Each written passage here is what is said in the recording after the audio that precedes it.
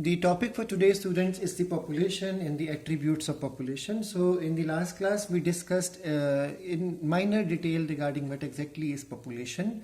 So population is basically the group of organisms of similar species and the group of organisms of similar species that share the same area, share the same resources, and even perform competition among themselves for the similar resources and are able to perform interbreeding, are called as the population of a particular species in that area. And when we talk about reproduction, we mean to say sexual reproduction. But yes, when we talk about the microorganism, and there are many other organisms like in the form of higher plants also that do not perform a sexual reproduction. So in such categories also, like for example the grass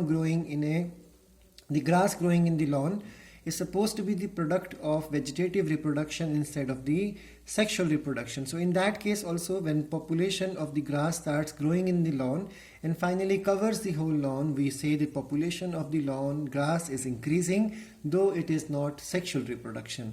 Now the next thing to understand here is that whenever there is evolution taking place, we need to understand that environment is continuously changing, and this changing environment put pressure on the individual organism.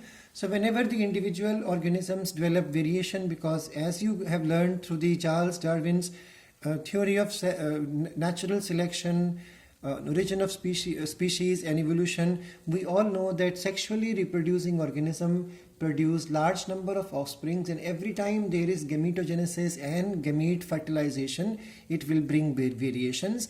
Now whenever individuals are produced by sexual reproduction, they all carry certain amount of variation. Now what exactly happened then is the environment is continuously changing.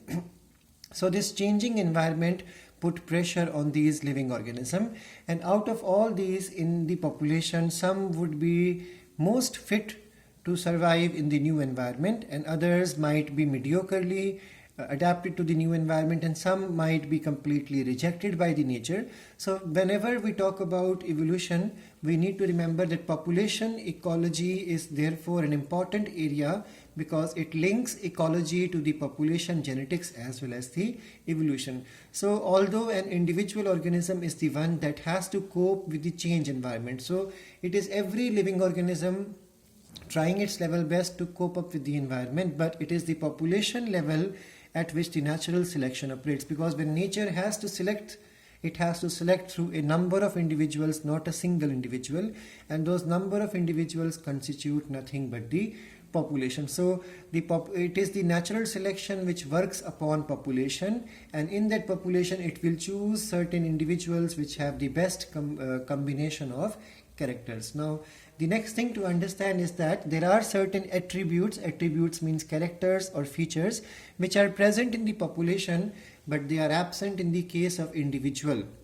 A population has certain attributes which the individual organism does not have. For example, every living organism individual is supposed to have birth and death. That means the natality and mortality.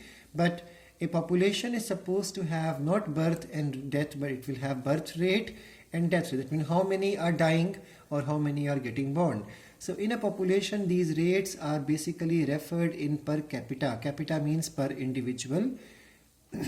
Birth and death. The rates hence therefore are expressed in the change in the number. The change could be increase or decrease with respect to the members of the population. Now last year in the board exam, these numericals came. So let's please go through these numericals from your NCERT also carefully. Here is an example. So if there is a pond with 20 lotus plants last year, so last year how many plants were there? 20. And through reproduction, it could be sexual or asexual, 8 new plants are added. So the original number is 20, new added individuals are 8, and it required how much time? 1 year. So taking the current population to 28, then how will we calculate the birth rate? 8 by 20 is equal to 0.4. So 0.4 individuals are added per lotus plant per year. These units are important. If you skip or make any mistake in these units, you won't be scoring full marks in these questions. In the same manner, we can have the birth rate, the death rate also. If 4 individuals in a laboratory population of 40 fruit flies, so there are Drosophila melanogaster 40 individuals, and then out of them 4 have died in a specific time duration of 1 week. So now here it is not 1 year, it is 1 week. So what will be the death rate? It is again easy. 4 is the death in dying individual, 40 is the initial number. So 0.1 individual fruit fly has died per fruit fly per week. So these are important, just remember. Another attribute of the population is the sex ratio. Now we all know individuals have a particular sex. They are either male or female, but population has the sex ratio, and we all know how do we write the sex ratio in the case of human population. We always say per 1,000 male, how many females are there. We all know Kerala is the best state in our country, performing the best because the number of females are more than thousands in Kerala on every 1,000 male, and the worst performing state is the Haryana, which has somewhere around 700 females or 800 females on every 1,000 males.